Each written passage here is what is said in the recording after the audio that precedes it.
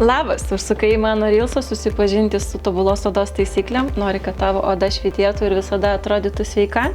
Tai ką, kibsim to į darbą ir sužinosi 5 taisyklės, kaip savo odą prižiūrėti tobulai. Prauskim, šveiskim, tonizuokim, parinkim gerą kosmetiką ir parinkim savo tobulą rutiną ir spa savo tobulos odos priežiūrai. O dabar mes susipažinsime su kosmetikos įvairove, kviečiu į kosmetikos pasaulį. Brangieji, prisiminkit, kai bet kokį žingsnį daro tarp prausimo, ar tevat kremą, ar serumą, visi žingsniai, visi judesiai turi būti nuo žemės į dangų, nuo apačios į viršų, tam, kad pakelti mūsų raumenų tonusą ir nedaryti jokios žalos mūsų veidui.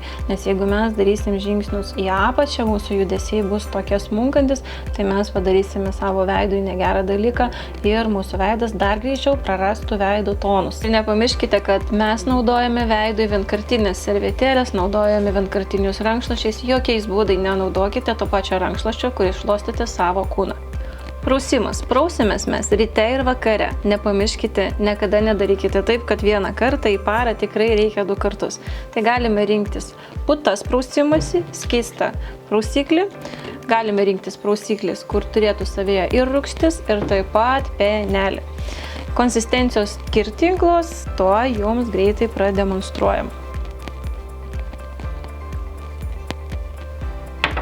Švelnus aliejiniai šveitikliai, kur turim mikrogranulės, kurias su aliejais tirpsta ir nušveičia odą.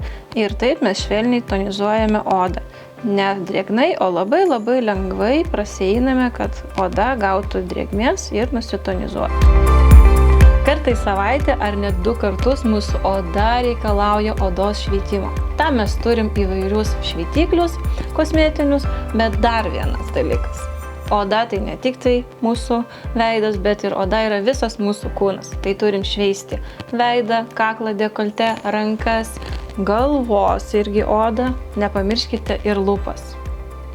Ant paruoštos odos mes galime tepti jau mūsų komponentus, kurie mūsų lepės.